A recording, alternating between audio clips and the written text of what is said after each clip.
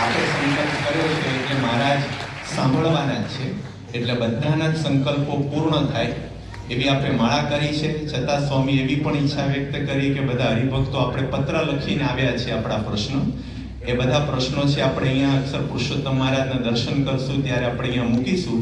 સ્વામી કે રૂમની અંદર બધાને આશીર્વાદ આપીને પ્રસાદીના કરશે કે જેથી બધા જ પ્રશ્નો જે કંઈ પણ સ્વામી બધા લખીને આવેલા છે એ તમામ દૂર થઈ જાય. આપણી તો ઈચ્છા છે કે એક એકને મળવું, વાત કરવી, પરંતુ હવે સમય અને સત્સંગને લીધે શક્ય નથી. પણ આપણા આશીર્વાદથી આપે આપ્યું છે એટલે બધાના પ્રશ્નો વહેલામાં વહેલી તકે દૂર થાય અને ધનના ઢગલા થાય. આપે કહ્યું છે કે ધનનો ઢગલો થાય તો આ કાર્ય વહેલી તકે પૂર્ણ થાય. તો આપણે પરમ પૂજ્ય મહંત સ્વામી મહારાજના ખૂબ ખૂબ આશીર્વાદ આપણને પ્રાપ્ત થયા છે. સ્વામી આપણે પ્રાર્થના કરીએ છીએ કે હવે આપ આપના નિવાસ સ્થાને પધારો.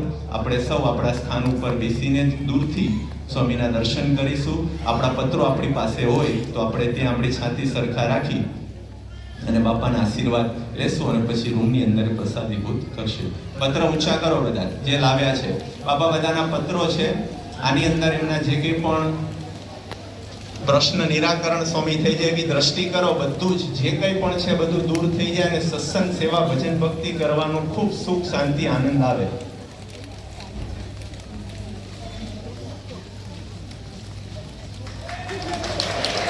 આશીર્વાદ આપો બાબા, ત્યાં બેઠા બેઠા જ આશીર્વાદ આપી દો એટલે બધાનું દૂર થઈ જાય.